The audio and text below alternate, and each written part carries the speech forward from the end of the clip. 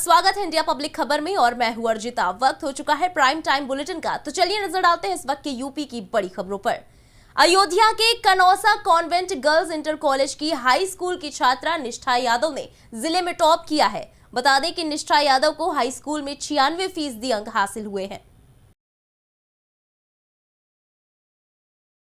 जो सब आज ये पॉसिबल हुआ है मेरे फैमिली के कॉर्पोरेशन और जो स्कूल की टीचर्स हैं, क्लासमेट्स हैं और मेरी एल्डर सिस्टर है, उनकी वजह से ये पॉसिबल हो पाया है। और मेरा ये टारगेट अब आगे नीट के लिए और मैं मेडिकल में जाना चाहती हूँ।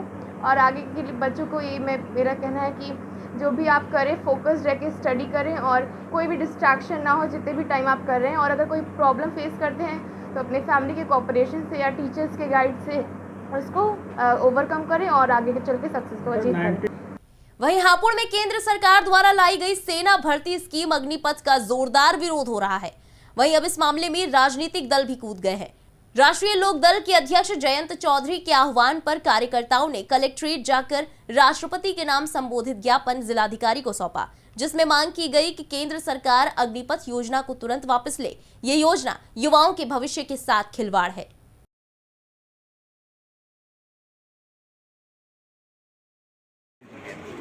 मैं जो ये कानून आए हैं तीनों थल सेना अध्यक्ष और हमारे रक्षा मंत्री श्री राजनाथ सिंह से ये पूछना चाहता हूँ, जब एक बच्चा 3 साल एनसीसी में लगाता है सी सर्टिफिकेट लेने के लिए, क्या जो ये नई भर्ती प्रक्रिया लेकर के आए हैं 6 महीने की ट्रेनिंग, क्या वो 6 महीने में इतना बड़ा सोल्जर बन जाएगा जो वो बोफोर्स चला लेगा जाकर के? ये तो एक देश को गुलामी की तरफ ले जाने का तरीका बहुत आसान है और फौज की पेंशन बंद करने का एक तरीका है।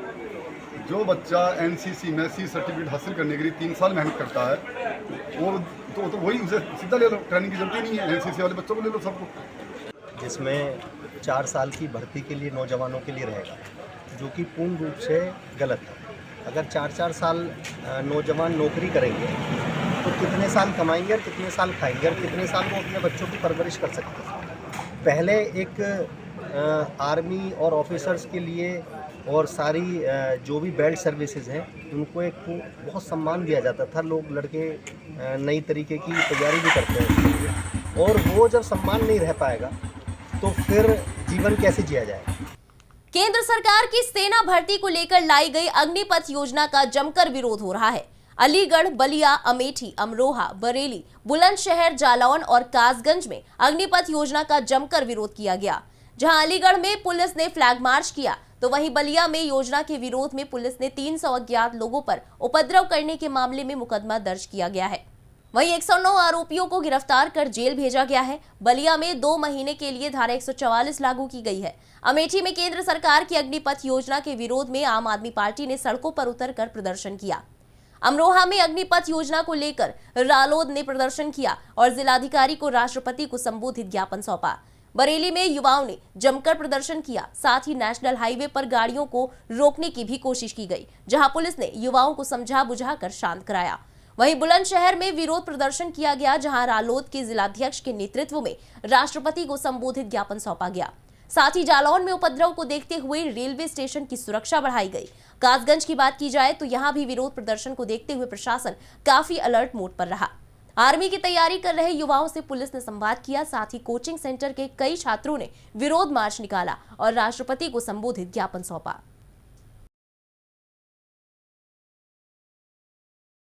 बढ़ते हैं अगली खबर की तरफ। बांदा में ऑल इंडिया मजलिसे इत्तेहादुल मुस्लिमीन यानी AIMIM पार्टी के कार्यकर्ताओं ने यूपी के राज्यपाल को संबोधित ज्ञापन सिटी मजिस्ट्रेट को सौंपा। पार्टी कार्यकर्ताओं ने लिखित ज्ञापन में कहा कि साफ सुथरी राजनीति करने वाली राजनीतिक पार्टी को बदनाम करने के उद्देश्य से भारतीय जनता पार्टी के कार्यकर्ता तरह तरह की बयानबाजी कर रहे हैं, जिन पर विराम लगाया जाए।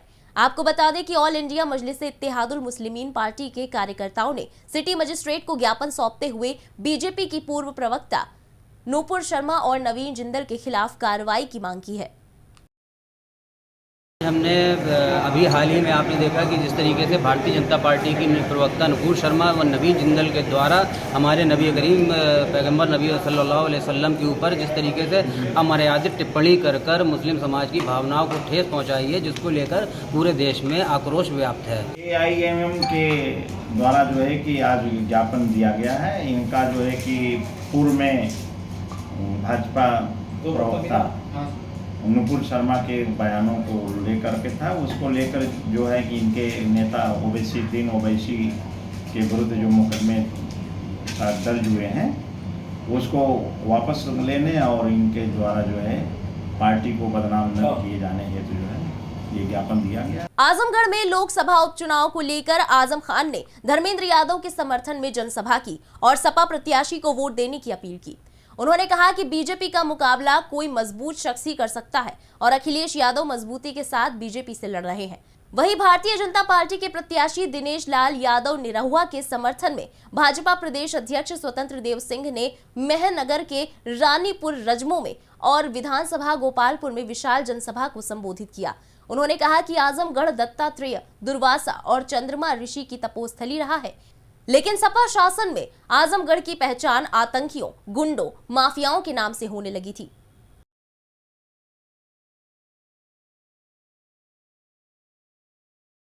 मुझे अफसोस है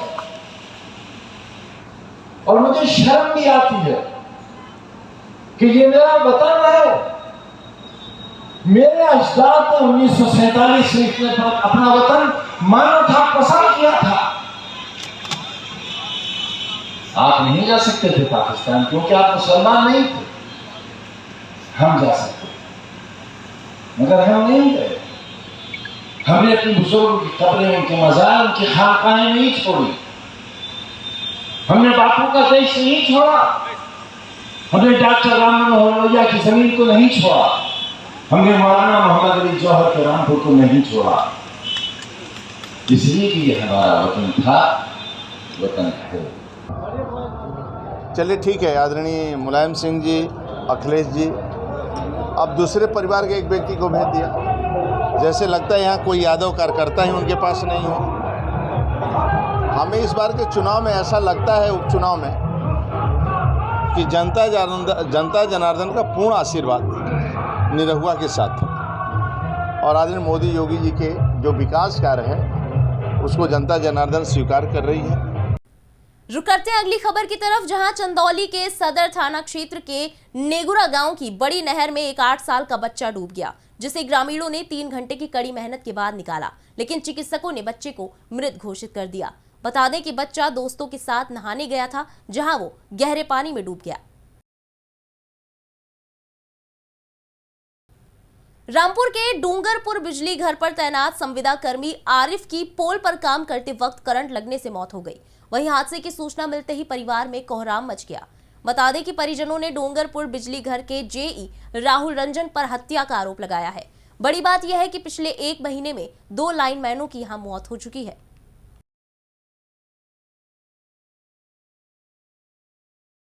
मैं घर पे था, मेरे पास 2 घंटे बाद को फोन आया है, जब यहाँ पे एडमिट कर दिया है कि तुम्हारा भाई यहाँ पे, मैं चमड़ों से लौट के आया था। मैं बीबू लेके जा रहा था दवा दिवाने के लिए। इनकी गलती ये है, मेन चीज़ पहला मुझे फ़ोन करते जहाँ पे एक्सीडेंट हुआ था। इन्होंने 2 घंटे बाद को फ़ोन करा, जब यहाँ से लेके चल दिया, जब मैं आया हूँ फिर मेरा फ़ोन नहीं उठा रहे हैं ये लोग। नहीं, बड़ा दुखद हादसा है और बड़ा अफसोस है सभी लोगों को, क्योंकि आरिफ संविदा कर्मी था, लेकिन उसके अलावा बहुत अच्छा लड़का था वो और सभी ये काम करता था। और हमें भी बड़ा अफसोस है इस बात का कि वो बेचारा इस दुनिया में अब नहीं है, क्योंकि वो हमारे कहने से फ़ौरन आन के काम करता था और बड़ी खूबियों का इंसान था। लेकिन अल्लाह का जो हुक्म होता है, हमने मांग करी है उसके लिए कि 25 लाख रुपये मुआवजा सरकार दे उसे, क्योंकि वो मरा है और वो घर का अकेला है। पेट्रोलिंग करने के लिए गया जी, तो अपना पुलिस लाइन के सामने एक पोल है जहाँ एक्सीडेंट हुआ था, पिछली बार उससे आगे वाला एक पोल है, उसी सर्किट पे लड़का काम कर रहा था खड़ा होकर। जैसे काम कर रहा है, काम करने के लिए गया तो पीछे से झटका लगा ऐसे बिजली का और नीचे गिर गया, घायल हो गया। इसको हॉस्पिटल ले जाते पता लगा इसकी डेथ हो गई। अमेठी के जामो थाना क्षेत्र के ससमे गांव के विक्रमपुरवा में जमीनी विवाद को लेकर 2 पक्षों में जमकर विवाद हुआ। दोनों पक्षों की तरफ से जमकर लाठी डंडे चले। वहीं मारपीट में आधा दर्जन लोग घायल हुए हैं। अगली खबर है मिर्जापुर से। मिर्जापुर से कानपुर जा रही रोडवेज बस पर कटरा कोतवाली क्षेत्र के पथरहिया इलाके में कुछ छात्रों ने पथराव किया। मौके पर पहुंची पुलिस ने उपद्रव करने वाले छात्रों को खदेड़ दिया। जिलाधिकारी ने बताया कि इस मामले में 8 लोगों को हिरासत में ले लिया गया है। जो युवा वर्ग है उनके द्वारा अपना आक्रोश व्यक्त करते हुए जो योजनाएं बनाई गई है उसके दृष्टिगत हम कानून व्यवस्था बनाए रखने के लिए मैं एसपी साहब और हमारे पूरे पुलिस फोर्स बिल्कुल विजिलेंट है और सब जगह हम घूम करके भ्रमण कर रहे हैं। हमने अभी इधर जो विकास भवन है और जो हमारा पूरा एरिया है कमिश्नरेट की तरफ का रेलवे स्टेशन और वहाँ पे हमने भ्रमण किया और शांति व्यवस्था बनाए रखने के लिए हम सारे प्रयास कर रहे हैं। वहीं उन्नाव में पुलिस क्षेत्राधिकारी विक्रमाजीत सिंह, तहसीलदार तरुण प्रताप सिंह सहित सभी विभागों के संबंधित अधिकारियों ने लोगों की समस्याएं सुनी। बता दें कि कुल 143 शिकायती प्रार्थना पत्र प्राप्त हुए थे, जिनमें से 27 शिकायती पत्रों का मौके पर ही निस्तारण कर दिया गया। उप जिलाधिकारी अंकित शुक्ला की अध्यक्षता में संपूर्ण समाधान दिवस के मौके पर इन शिकायतों का निस्तारण किया गया।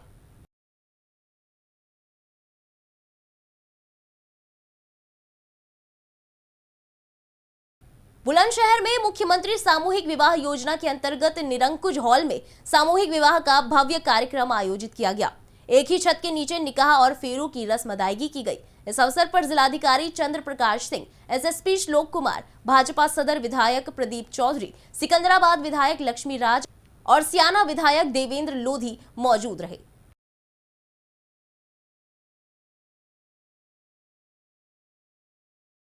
वहीं कन्नौज के हम्मालीपुरा स्थित मदरसा अहमदिया में योगाभ्यास किया गया, जहां डीएम, एसपी समेत 500 लोगों ने योग किया। ये योगाभ्यास अमृत योग सप्ताह के तहत किया गया। वहीं डीएम ने मदरसा परिवार में वृक्षारोपण भी किया। बढ़ते हैं अगली खबर की तरफ। बांदा में यूपी 90 वेब सीरीज के कलाकार मौजूद रहे। इस मौके पर प्रवीण चौहान ने बताया कि यूपी 90 वेब सीरीज के सीजन 1 की सफलता के बाद यूपी 90 वेब सीरीज के सीजन 2 का निर्माण किया गया है, जिसमें पहले भाग से आगे की कहानी दिखाई गई है। इस सीरीज की कहानी स्वयं उनके द्वारा लिखी गई है और म्यूजिक डायरेक्टर अभिषेक मिश्रा है। बता दें कि इस वेब सीरीज में बांदा के कई कलाकारों ने अभिनय किया है। इसी के साथ इस प्राइम टाइम बुलेटिन में बस इतना ही। देश और प्रदेश की तमाम बड़ी खबरों के लिए सब्सक्राइब करें इंडिया पब्लिक खबर के यूट्यूब चैनल को, साथ ही बेल आइकन दबाना बिल्कुल ना भूलें।